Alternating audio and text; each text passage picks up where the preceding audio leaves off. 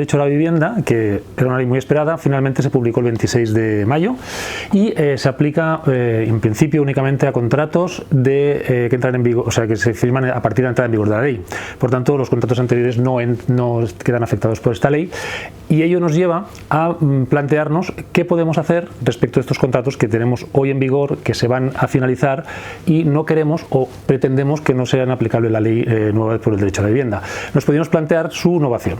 En este sentido sí que nos tenemos que plantear que tenemos dos tipos de innovaciones, extintiva y modificativa, y que solo no sería válida la innovación modificativa.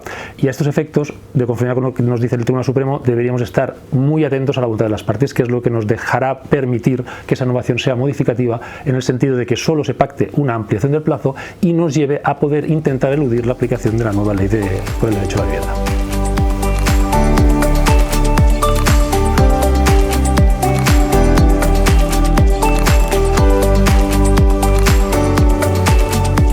Pues bien, las nuevas limitaciones al precio de la renta se aplican a todos los arrendadores, ¿vale? Si bien con distinción en si este arrendador es gran tenedor o no gran tenedor, que luego hablaremos de ello.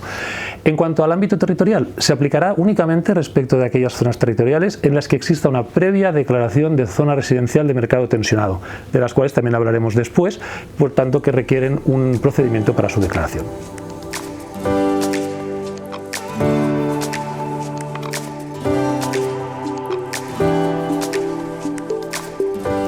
Bien, pues la zona de mercado tensionado, ¿vale?, que como hemos dicho es a la que se aplica las limitaciones de la renta, es aquella zona que viene declarada por la administración competente en materia de vivienda. En este sentido, que hemos de tener presente que la declarará la comunidad autónoma si tiene atribuida la materia y facultad normativa en vivienda, y si no, será el Estado a través del ministerio correspondiente quien la declarará. La ley nos establece el procedimiento para la declaración de las zonas, en el que no entraremos porque es de carácter bastante técnico, si bien sí que nos dice aquellos requisitos que han de darse para que pueda ser declarada, y estos requisitos son dos y basta con que se dé uno solo de ellos. El primer requisito es que el precio del coste de la hipoteca o bien el precio de la renta del alquiler más los gastos y suministros básicos en los términos que nos define la ley, que luego os diré cuáles son, sean superiores en más de un 30% a los ingresos medios de la unidad familiar o de la persona, en caso de que quien habite la vivienda sea una persona individual o una persona física única.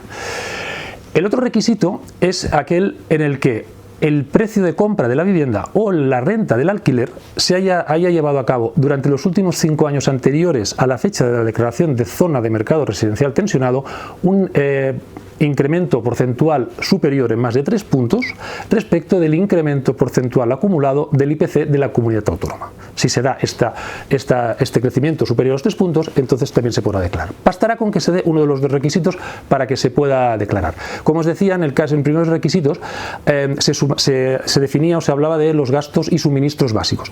Estos gastos y suministros básicos, la ley nos dice que están compuestos por los suministros energéticos, que son electricidad, gas, gasoil y similares, suministro en agua corriente, gastos por servicios de telecomunicaciones y, en su caso, en caso de que se tuvieran que pagar, gastos o cuotas por comunidad de propietarios. Por tanto, estos conceptos son los que se aplicarán para tener que calcular el coste al precio del alquiler o al precio de la cuota de la hipoteca.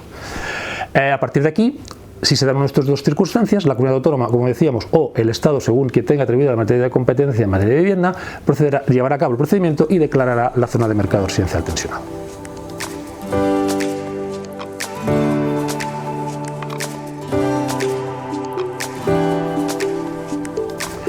Pues bien, como sabéis, tenemos distintas normas en las que nos hablan del gran tenedor, y en esta, pues como no podía ser de otra forma, se nos vuelve a hablar de esta figura y nos la define a efectos de esta ley, únicamente a efectos de esta ley. ¿Y qué nos dice la ley? Pues la ley nos dice que se considera gran tenedor aquella persona física o jurídica que sea titular o bien de más de 10 inmuebles, más de 10, no 10, porque tenemos siempre pensando que son 10, no, son más de 10, o bien que tenga o sea titular de superficie construida de uso residencial por más de 1.500 metros cuadrados.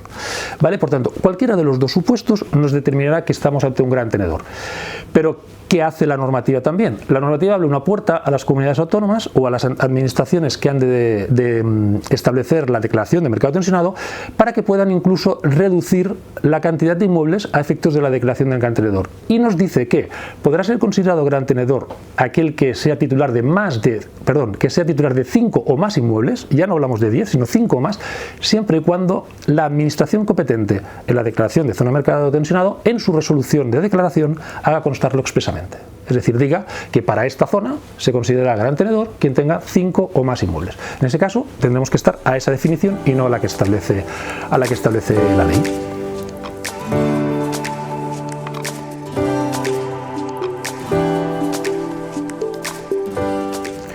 Bien, pues aquí en el régimen de limitaciones de precio de renta hemos de distinguir dos supuestos: el supuesto del arrendador gran tenedor y el supuesto del arrendador no gran tenedor, ¿vale?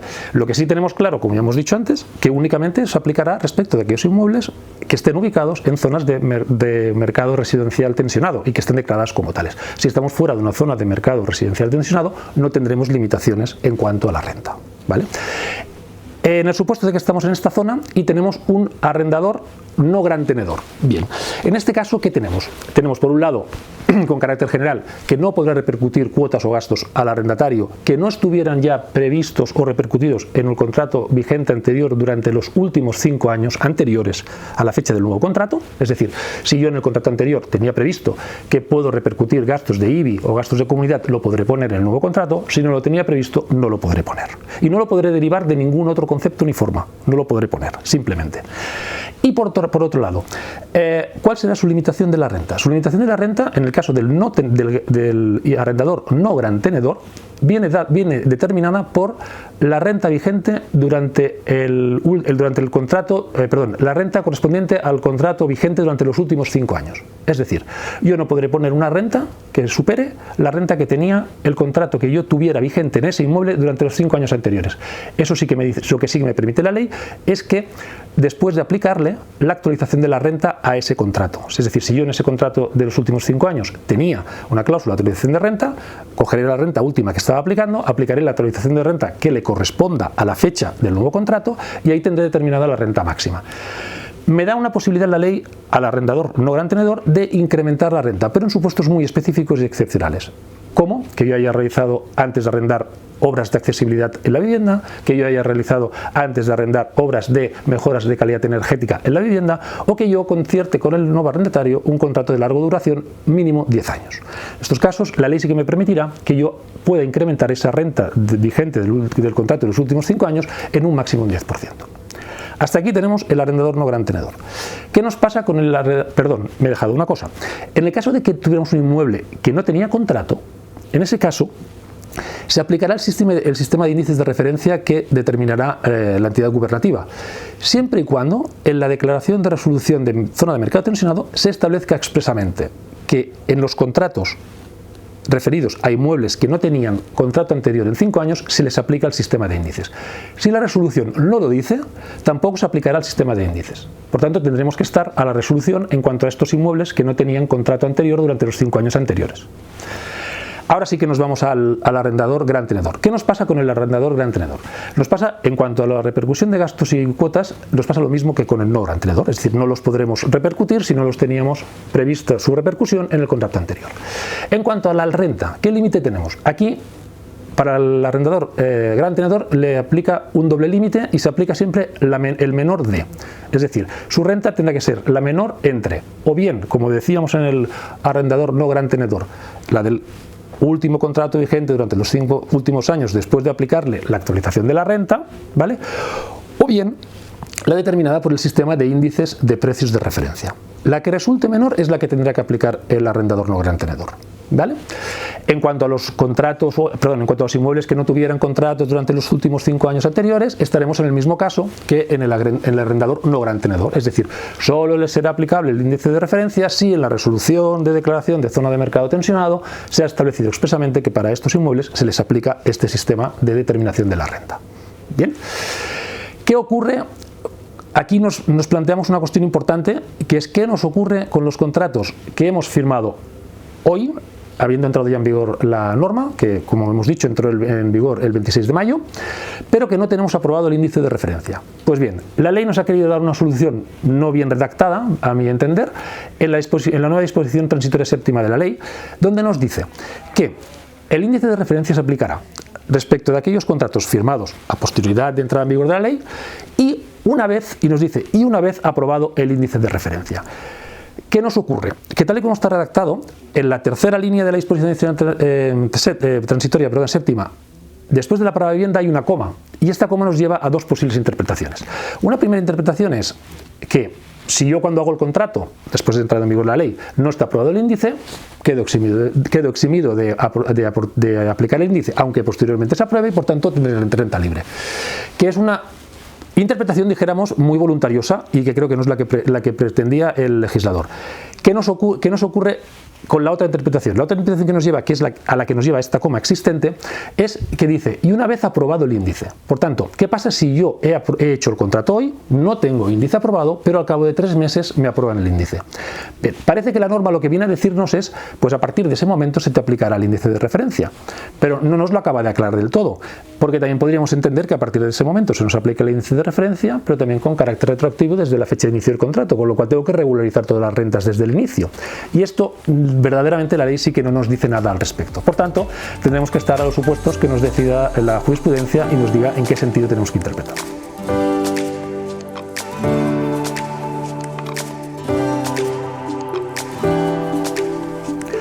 Bien, como otras novedades de la ley, una de las principales es que nos establece un nuevo régimen de prórrogas del contrato y que nos va a llevar a posibles contratos de duración muy larga. En este sentido, se nos establece una nueva posible prórroga después de la prórroga tácita que ya nos fija el artículo 10 de la ley, diferenciando en si nos encontramos en una zona donde el inmueble la zona no está declarada como mercado residencial tensionado, ¿vale? En este caso nos habla de un supuesto, y en el caso de que el inmueble esté en zona de mercado residencial tensionado, ¿vale? ¿Qué nos pasa en supuestos de inmuebles que no están en zona de mercado residencial tensionado? Bueno, pues lo siguiente, nos dice que el arrendatario nos podrá solicitar una prórroga por 1 año más, ¿vale? Pero para poder solicitar nos deberá de acreditar que está en situación de vulnerabilidad social y económica, ¿vale? Y en caso de que nos lo solicite, el único obligado a aceptar esta prórroga será el arrendador gran tenedor. Es decir, el arrendador no gran tenedor podrá rehusar o no aceptar esta solicitud de prórroga. Siempre estamos hablando de inmuebles que no están en zona de mercado residencial tensionado. ¿Qué nos pasa en los inmuebles que sí que están en la zona de mercado residencial tensionado? Aquí lo que nos dice la ley es que el arrendatario nos podrá solicitar prórrogas anuales hasta un máximo de 3 años, ¿vale? Y nos lo podrá solicitar cualquier arrendatario, esté o no en zona de vulnerabilidad o esté o no en situación de vulnerabilidad, ¿vale? Y cualquier arrendador, tenedor o no gran tenedor, estará obligado a aceptar la prórroga. Y por tanto, nos podrá llevar a una prórroga de 3 años más del contrato. ¿Qué nos implica esto? Nos implica una cosa muy importante a día de hoy, y por tanto que nos hace que hemos de ser muy cautelosos y muy cautos con el mecanismo que nos hace o nos activa la prórroga tácita del artículo 10 de la Ley de Arrendamientos Urbanos. ¿En qué sentido? Como sabéis, si tenemos actualmente un arrendador persona física, tenemos una duración mínima del contrato de 7 años, ¿vale? Respecto de la cual, si he finalizado el contrato con 4 meses de antelación a la finalización del contrato, el arrendador no dice nada, el arrendador persona jurídica no dice nada, automáticamente entra en juego la prórroga tácita del artículo 10. Que nos lleva a 3 años más de contrato. Por tanto, estamos en 7 más 3, 10. Pero es que ya no nos vamos a poder salir de aquí, porque como no hemos hecho uso de la comunicación de que no queríamos que se renovara el contrato en los 4 meses anteriores a la finalización del término de vigencia inicial, ya no nos podemos salir. Cuando el arrendatario llega al final de esta prórroga tácita de 3 años y nos diga que en el caso de que estemos en zona de mercado residencial tensionado, quiere prorrogar por 3 años más, de forma anual por 3 años más, nos vamos a situar en un contrato de 7 más 3, 10, más 3, 13 años. ¿Vale? Estamos hablando de persona física, de persona jurídica. En el caso de persona física, ¿qué nos ocurre? En el caso de persona física nos ocurre que tenemos un contrato inicial de duración 5 años, donde si el arrendador, al igual que en el caso de la persona jurídica, no preavisa con 4 meses de antelación a la finalización del contrato que no quiere que se renueve, se podrá renovar por 3 años más, con lo cual estaremos en 5 y 3, 8, pero si además Después el arrendatario nos pide 3 años más, nos situaremos en 11 años. Con lo cual nos podemos encontrar que al final tengamos un arrendatario que en el caso de persona jurídica nos llegue a estar hasta 13 años y en el caso de persona física hasta 11. Con lo cual nos hace de forma muy, dijéramos, llamativa la importancia de pensarnos muy bien sobre ejercer o no nuestra facultad de cortar el contrato a la finalización de la vigencia inicial, es decir, de comunicar la voluntad de no renovación del contrato por prórroga tácita antes de los 4 meses de finalización del contrato.